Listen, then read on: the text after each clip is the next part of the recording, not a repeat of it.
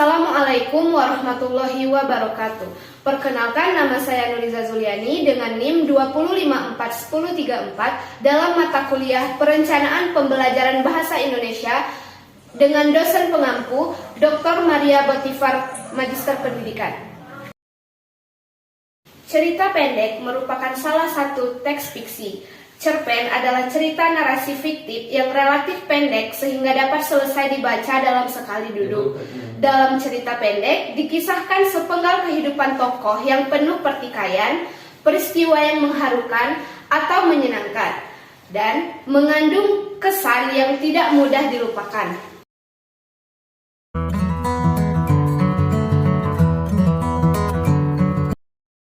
Unsur intrinsik cerita pendek yang pertama yaitu tema. Tema adalah gagasan utama yang ingin disampaikan pengarang dalam cerpen. Bisa dikatakan tema ini adalah nyawa dari sebuah cerita. Mengapa? Karena tema akan menentukan latar belakang cerita tersebut. Yang kedua, tokoh dan penokohan. Tokoh merupakan pelaku dalam sebuah cerita. Yang ketiga, latar. Latar merupakan gambaran tempat, waktu, dan suasana yang terdapat dalam cerita pendek. Selanjutnya, ada alur dan plot. Alur adalah rangkaian kronologi dalam peristiwa dalam cerita pendek. Kemudian, alur dibedakan menjadi alur maju, alur mundur, dan alur campuran.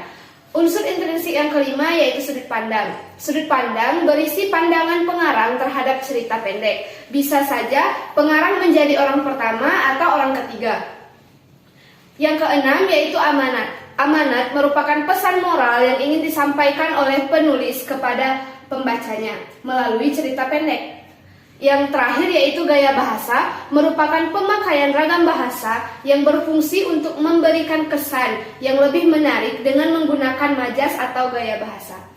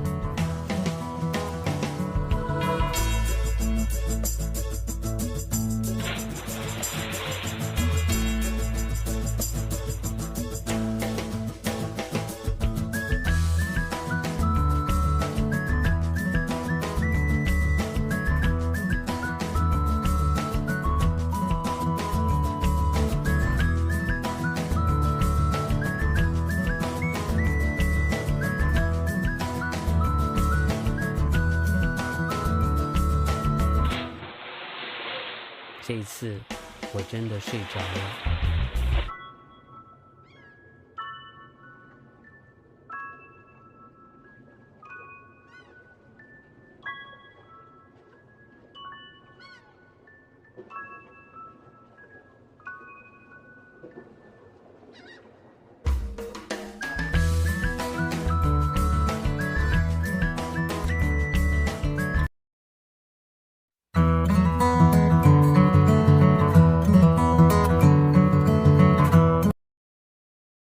Dalam cerita pendek Caronang, tema yang diangkat adalah binatang peliharaan yang mengubah suasana suka menjadi duka. Selanjutnya kita analisis dari tokoh-tokohnya. Dalam cerpen Caronang, tokoh-tokoh yang terlibat adalah yang pertama yaitu Caronang atau binatang yang menyerupai anjing yang memiliki sifat penurut, jinak, pintar, tapi akhirnya jadi jahat. Yang kedua, Denjarot sebagai pelaku pembantu memiliki sifat kadang emosi tetapi baik. Ia membunuh seorang laki-laki hanya karena perempuan yang menemukan habitat dari Caronang. Aku sebagai pelaku utama memiliki sifat yang baik, sayang terhadap keluarga dan binatang peliharaan. Selanjutnya, marilah kita analisis cerpen Caronang dari alur cerita yang digunakan. Alur cerita yang digunakan adalah alur campuran. Di paragraf pertama, menjelaskan bagaimana perasaan penulis setelah Caronang itu dibawa ke rumah untuk dipelihara. Kemudian, di paragraf 6, baru menceritakan bagaimana awal mulanya Caronang itu didapat, yang kemudian dipelihara. Selanjutnya, selanjutnya kita analisis cerpen Caronang dari latar yang digunakan. Yang pertama yaitu latar tempat. Dalam cerpen Caronang yang menjadi latar tempat atau berlangsungnya peristiwa-peristiwa yang disajikan dalam cerita tersebut adalah yang pertama, di rumah. Kalimat pendukung yang didapatkan dalam cerpen Caronang yaitu kami tidak memberinya kesempatan keluar rumah dan menyembunyikan jika tamu datang. Terdapat pada paragraf 3.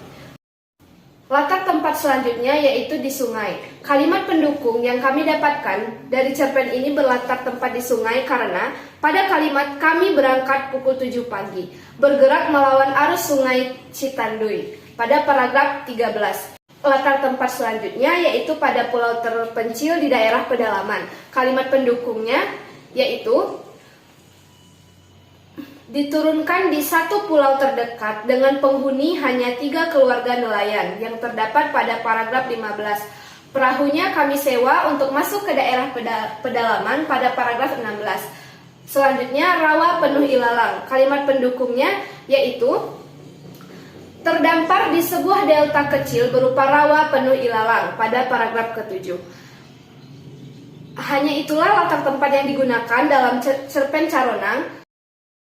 Latar suasana dalam cerpen Caronang yang menjadi latar suasana atau keadaan peristiwa-peristiwa yang disajikan dalam cerita adalah yang pertama, dalam cerpen Caronang ada suasana takut dan panik. Kalimat pendukungnya yaitu kami tidak pernah memberinya kesempatan keluar rumah dan menyembunyikannya ketika tamu datang pada paragraf 3.